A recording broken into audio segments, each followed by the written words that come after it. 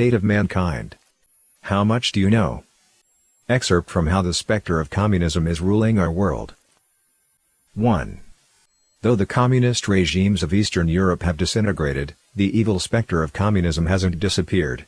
On the contrary, this evil specter is already ruling our world, and humanity must not harbor a mistaken sense of optimism. Communism is neither a trend of thought, nor a doctrine, nor a failed attempt at a new way of ordering human affairs. Instead, it should be understood as a devil, an evil specter forged by hate, degeneracy, and other elemental forces in the universe. It took the form of a serpent, then that of a red dragon, and it keeps company with Satan, who hates God. It exploits low-level beings and demons to wreak havoc on man.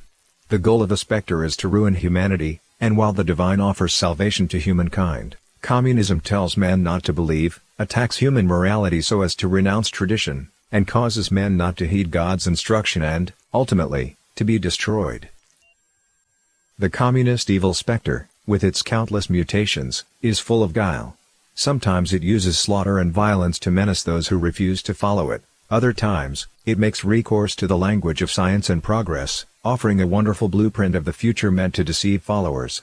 Sometimes it presents itself as a profound field of learning and makes people believe that it's the future direction of mankind. Other times, it uses the slogans of democracy, equality, and social justice to infiltrate the fields of education, media, art, and law, bringing people under its banner without them even knowing it. Yet, at other times, it calls itself socialism, progressivism, liberalism, neo-Marxism, and other leftist terms. Sometimes it holds up seemingly righteous banners such as pacifism, environmentalism, globalism, and political correctness. Other times, it supports vanguard art, sexual liberation, drug legalization, homosexuality, and other indulgences in human desires, giving the mistaken impression that it's part of a popular trend. Extremism and violence aren't its only expressions. Sometimes it pretends to care for the welfare of society. Yet its root purpose is to destroy, by whatever means, everything traditional, whether it be faith, religion, morality, culture, the institution of the family, art, pedagogy, law, whatever it takes to have man fall into a moral abyss and be damned. Communism and its various mutations are now found around the world. While China and Cuba publicly proclaim themselves to be led by communist regimes, even America, the leader of the free world, has fallen prey to attacks by the evil specter, not to mention Europe, which embraces socialism, and Africa and Latin America, which are enveloped in communist influence. This is the startling reality humankind now faces, that the evil specter's conspiracy to destroy humankind has almost succeeded. Humans instinctively desire to benefit themselves and flee from danger. Instinct urges them to escape from suffering, to make a name for themselves, to establish prosperous enterprises, or merely to enjoy life. It is human to have these thoughts.